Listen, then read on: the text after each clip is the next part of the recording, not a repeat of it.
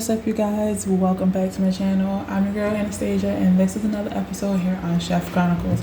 So I know in a video I did this dessert that has this cream filling, and I decided to go ahead and make it again just because I'm using it for something else and show you guys the steps that you will definitely need to do to make this filling.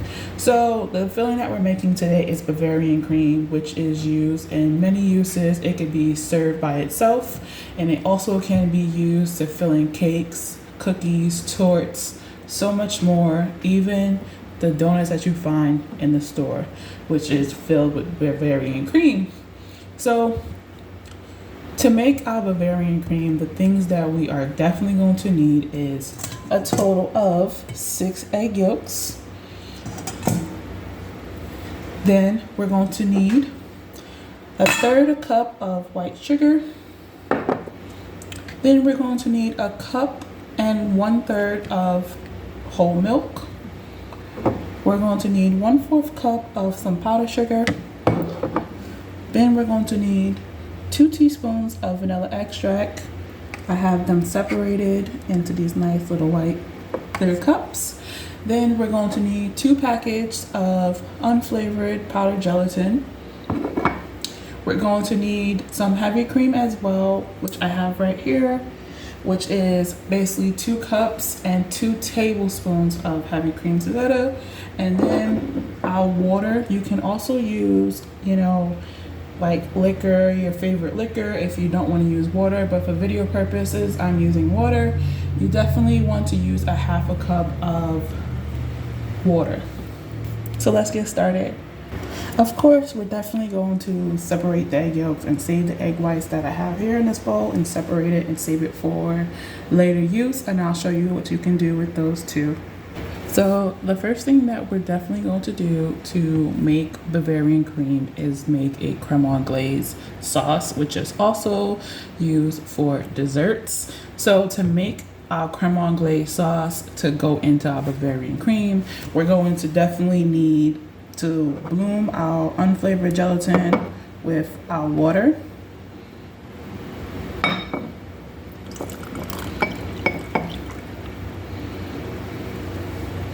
Make sure you give it a nice stir so that way it is fully incorporated.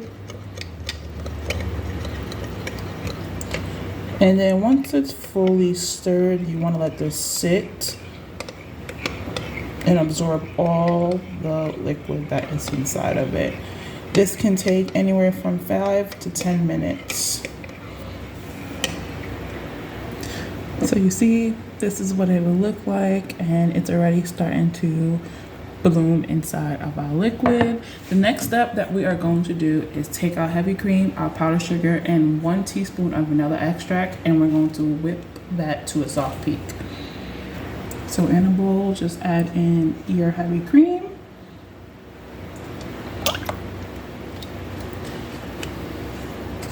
your teaspoon of vanilla extract,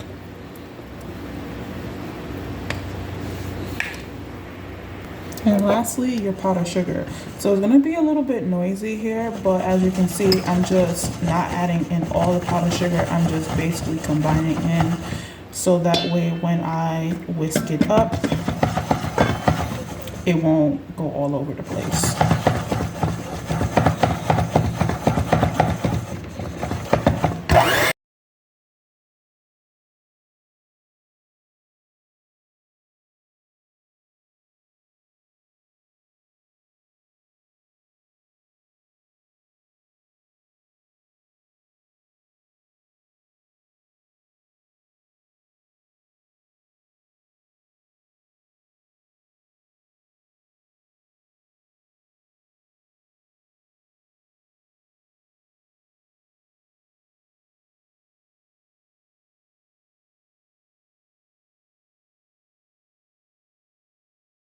So you definitely start it off with a handheld blender, like I said, just to get it up to, close enough to that soft peak. And then you want to use either your standard mixer with the whip attachment, and you can go ahead and just whisk it by hand.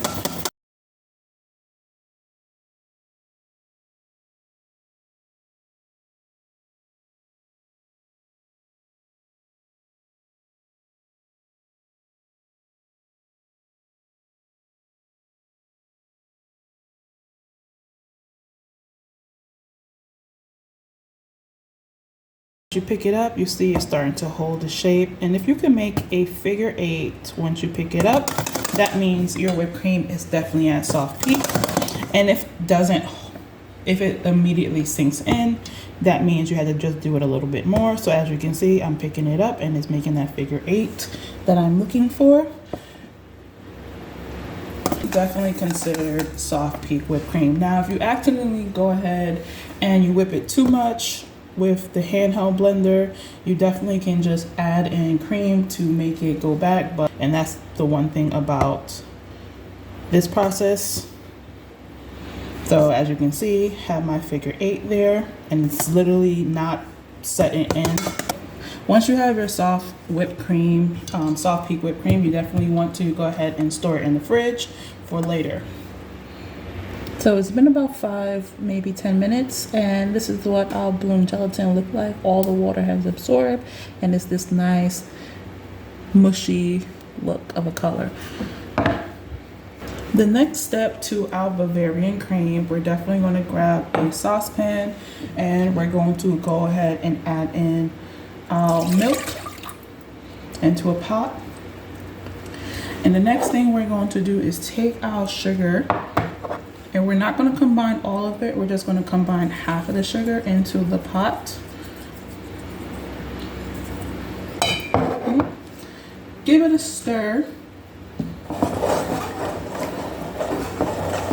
And what we're going to do in this process is bring our milk up to a scald. So I wanted to go ahead and show you what I am doing. So I did give it a nice stir and the sugar is completely dissolved. So when you are doing the scalding of milk, it is basically reaching 180 degrees Fahrenheit or just before it begins to boil. So most likely a simmer, but if you have a thermometer at home and you could check the temperature, you could definitely go ahead and reach 180 degrees Fahrenheit.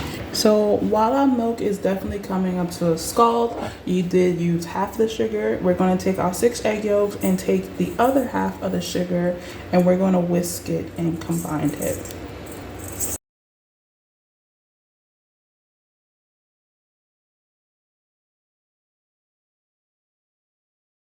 So I gave it a whisk until it is fully incorporated with the sugar.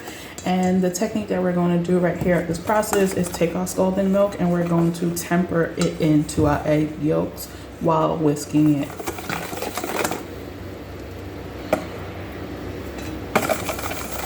So when you are mixing egg yolks and hot milk, you definitely want to pour into a slow stream while whisking. You don't want to pour it in because if you pour in all the milk at once, it will definitely scramble your eggs. So slow stream, whisking until all the milk is incorporated. Now this same technique is used as well to make other things such as pastry cream, but everybody has their own method of how to do it. So you definitely can just add in half of the milk when you are making pastry cream, or you can definitely add in all the milk and just go ahead and go back to the pot.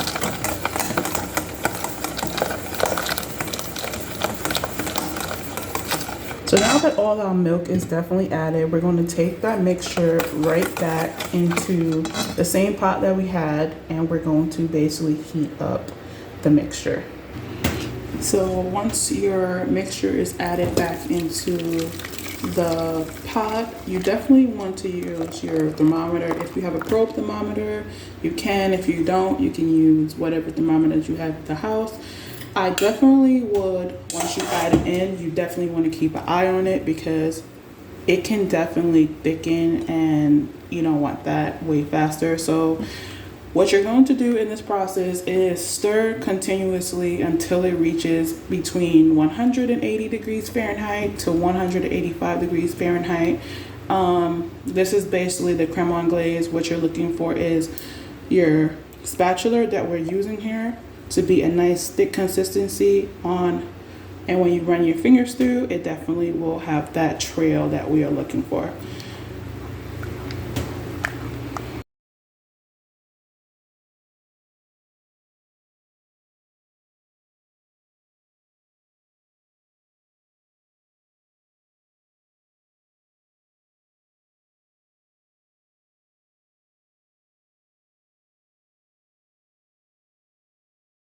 So once it reaches the 180, between 185, definitely have your ice bath ready before you begin starting and have it sit in there. And the next thing you're gonna do is basically shock it in your ice bath for a second. And I wanna show you the nice thick consistency that comes when you are making creme anglaise.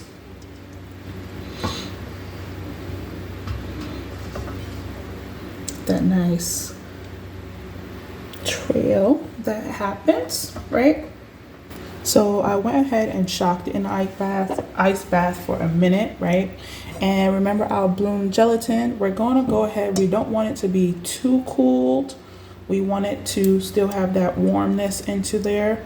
We're going to go ahead and add in our bloom gelatin. Now, if you just want to make creme anglaise, that is definitely the stages, but instead of adding the bloom gelatin, what you're going to do is shock it and completely cool it down to 90 degrees Fahrenheit, which is what we're going to do right after we add in our bloom gelatin,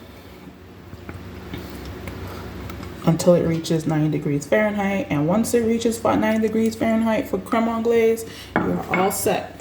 But when it has bloom gelatin, you still want to keep it that still warm consistency a little bit, but not too cold, so that way the gelatin doesn't melt.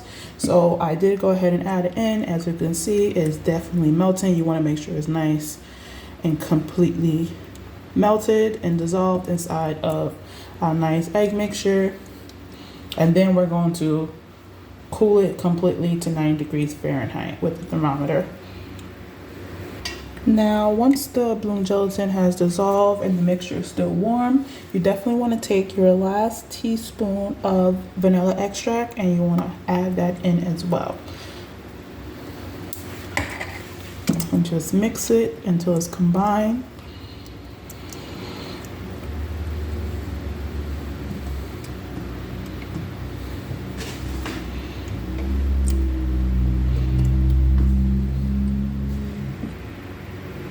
And this is me back into my ice bath. Definitely be careful when you are doing this because you don't want to fill it up too much, because you don't want any liquid to go inside your creme anglaise when you are chilling it. So it has reached 90 degrees Fahrenheit and I still have it in the ice bath, because one thing is you definitely want to make sure it's nice and cool, and once it's finger to touch, it should be finger to touch on what I'm trying to say. But once it's cool to touch, you definitely want to take it off the ice bath, and anywhere between 85 degrees Fahrenheit and 90 degrees Fahrenheit, you want to make sure that it's cool. So once I went to 90 degrees Fahrenheit, I literally went a little bit under 90 degrees Fahrenheit, so that way I know that the temperature is in between 85 and 90 degrees Fahrenheit, and that is when we're going to fold in our whipped cream, but in that temperature range of 85 and 90 degrees Fahrenheit. So if you're not doing Bavarian cream and you decide to do, just the creme anglaise, you would definitely go ahead and take a nice clean bowl. You definitely want to strain out the mixture. Whether it's creme anglaise or Bavarian cream, I like to do this process to make sure that it is nice and smooth.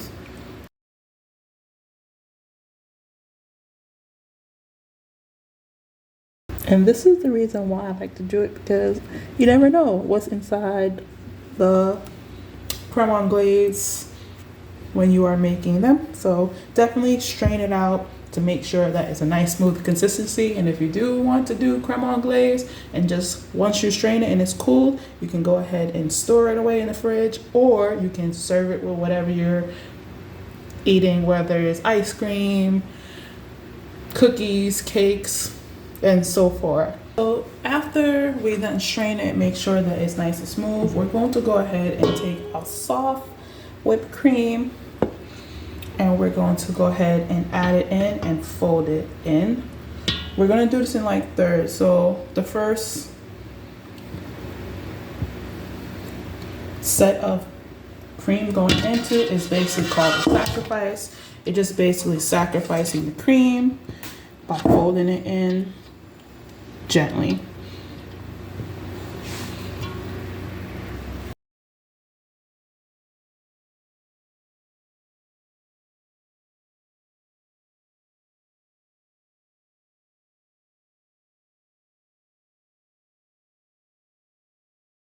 And this is what it looks like when it is completely folded in with the whipped cream. Now, this is the fun part where you decide whatever you're using it for. Just make sure you have when you're making Bavarian cream, an idea of what you're going for. Like I said, it can be served by itself or it could be used for desserts, cakes, fillings, and etc. and so much more, right? So for example, if you want to do like a single serving dessert and you're trying to have like a nice guest presentation at the house, you definitely have your nice little shot glasses. And I'm going to use a little mini cup here to show you guys. You would definitely just fill it in, cover it with some plastic wrap. I'm only taking out a little bit.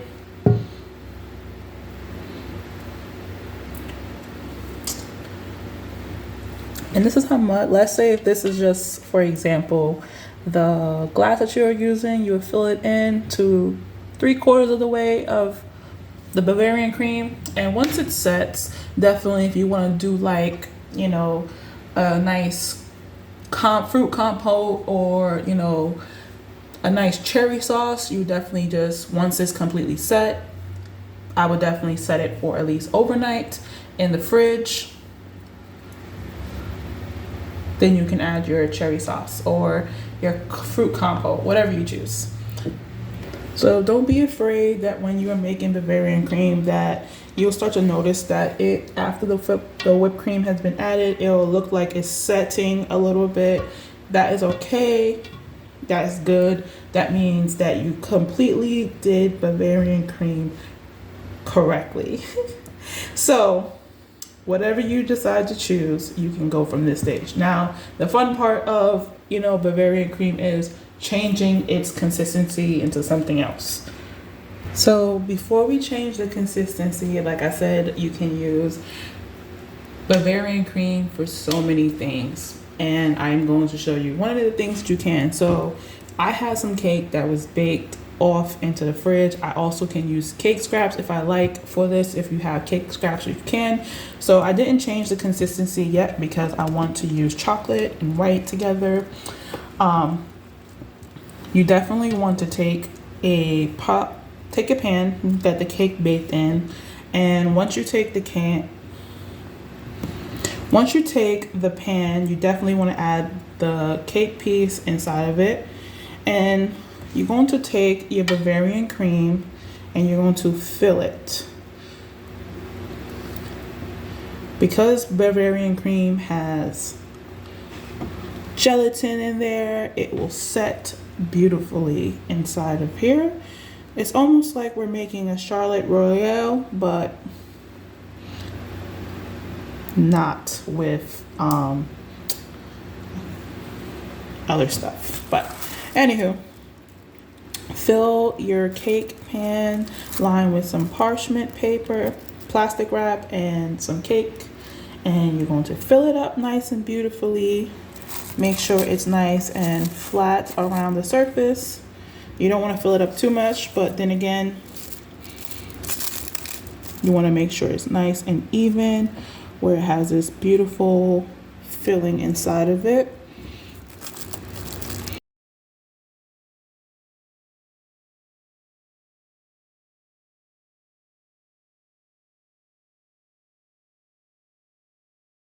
Definitely want to take your next layer of your cake and you definitely want to gently put it in so that way it can fit in. And if you pull it up, you can see that you have Bavarian cream, a nice little setting of Bavarian cream in there. You don't want to pull it out yet because if you do, it definitely can spread. So that's why we're using the cake pan to hold its shape. We're definitely using the rest of our plastic wrap to just cover, and we're going to put this in the fridge and let it set overnight before we do anything else. Changing the flavor profile can be used for like anything.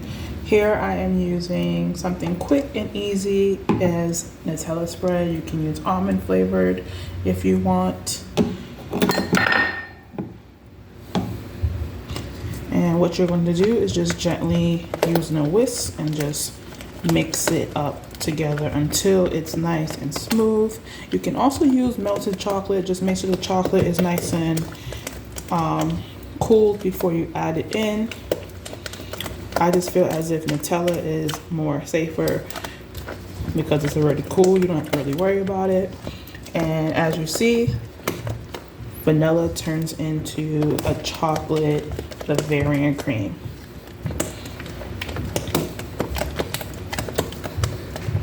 So once you decide on the flavor profile, you definitely want to put it in a nice container and cover it with plastic wrap and let it set if you're using it by yourself, but you still want to set it if you're not using it by yourself and you're just using it as a filling for a pastry cream.